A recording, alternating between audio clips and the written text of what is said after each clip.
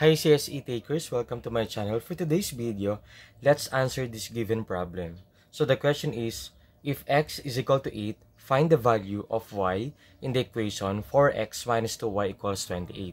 So guys, ang unang gagawin natin dito ay, we need to plug in or replace whatever the value of x, which is 8, in place of the variable x here. Okay? So, we have 4 times our x value is equal to 8. So, plug in lang yan guys. Minus 2y equals 28. So, 4 times 8 is equal to 32. Minus 2y equals 28.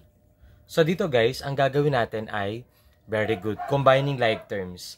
Since negative 2y has no similar term, so, we need to bring down or copy. Take note of that. This is minus 2y. So, take whatever the sign.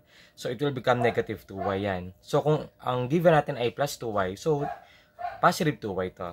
Okay? Kasi mamamali tayo kapag hindi natin kinapi yung sign natin. Gets? Okay, so 2y, negative 2y rather, equals 28. So, positive 32. Ilipat natin sa kabila, dadaan tayo ng equal symbol. It will become negative 32. So, kung negative to guys, kapag nilipat natin sa kabilang side, sa right hand side, it will become positive. Plus 32 dito. Since ito ay positive, kapag nilipat natin, it will become negative. And then, we need to combine.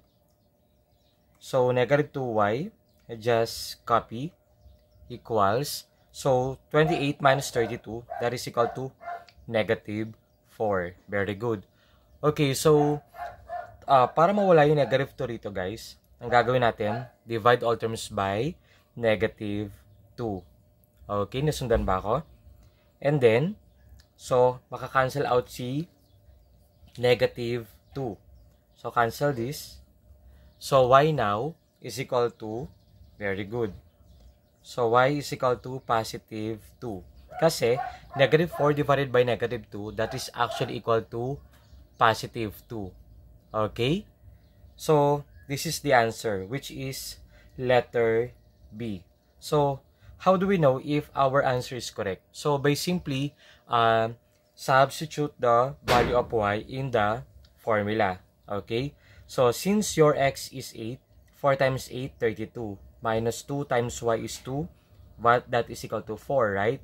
So, 32 minus 4, that is 28. 28 equals 28. So, meaning, tama yung sagot natin. Okay, so this is the end of our video. I hope na maraming kayo natutunan. Thank you for watching.